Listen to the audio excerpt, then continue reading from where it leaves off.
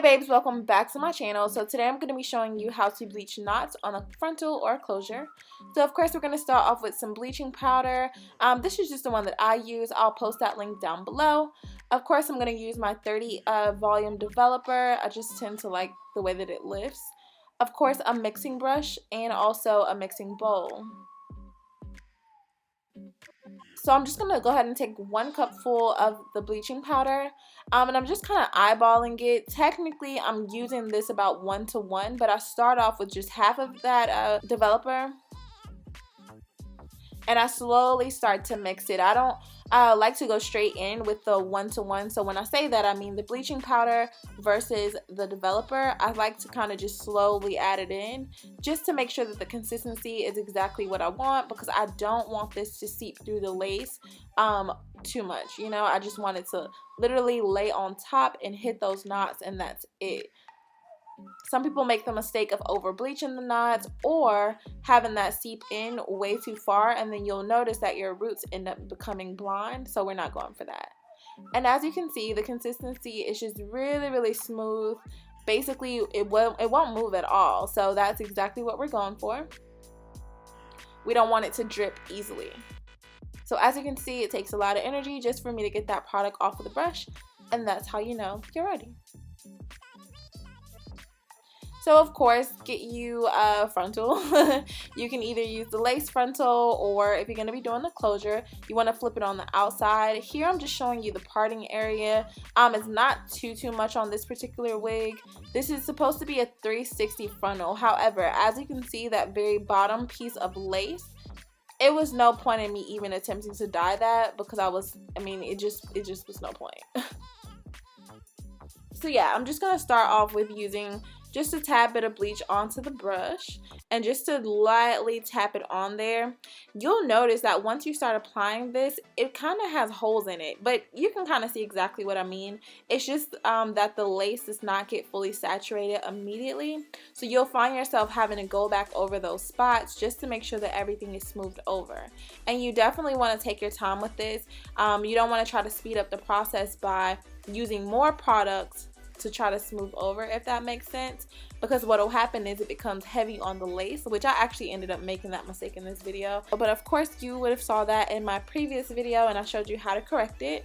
Like I said, definitely take your time when doing this, no rush, but at the same time you don't want to go incredibly slow. Get the bleach onto the lace as quick as possible, but not in a way that it's going to be sloppy and cause I guess inconsistencies throughout the lace. And I typically start in the very top area, because that's where I want those knots to be bleached the most, especially if I know that I'm going to be doing like a side part or even a middle part for the most part. So yeah, I typically like to start there just to make sure that the knots are going to be as lifted as possible. Like, I don't know, it's just a little bit more important. When it comes to the sides, I'm not going to be deep parting this hair, you know, all the way from ear to ear. So it's not like you're really going to see that. Obviously, we're still going to bleach those knots, but I just don't take it as seriously as I do on the top, which also contributes to the amount of time that I leave it on.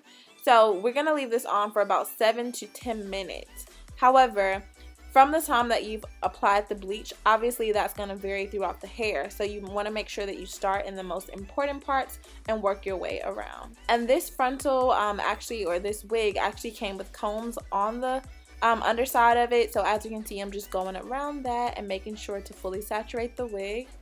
I'm even doing the baby hair. Now, ideally, if you're going to be doing a frontal wig, you want to make sure that you bleach the knots before you create the wig. That way you don't have to do what I'm doing right now, which is double checking to make sure that I'm actually on the lace closure part and I'm not just bleaching the hair that's up under it, because obviously you can only move that hair out of the way but so much. So as you can see, just taking my time there just to check, double check and check again that I'm doing that correctly.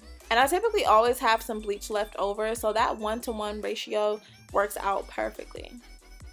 But again, it's something you want to eyeball. You don't want to just go right into it, because I've messed up that way before as well. And I'm just going back over anything that's kind of, I guess, spotted or just inconsistent. And towards the end of the lace, I mean, I knew that I was going to be cutting this off anyway, but just for the purposes of the video, I wanted to kind of show you the full process. So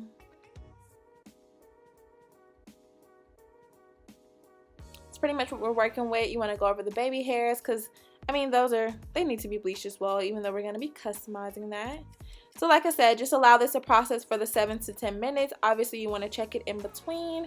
Go ahead and rinse and shampoo that hair, and you should end up with something like this. Now, this is before I went ahead and customized the wig. I will post a link down below to the video where I showed you guys how to fully customize that wig. And this is pretty much what it looks like on my head. I did end up over bleaching the knots in the top, as you can kind of see. I'm not sure, but I did show you how to fix it. Thank you guys so much for watching. I love you. Stay pretty, and I will see you next time.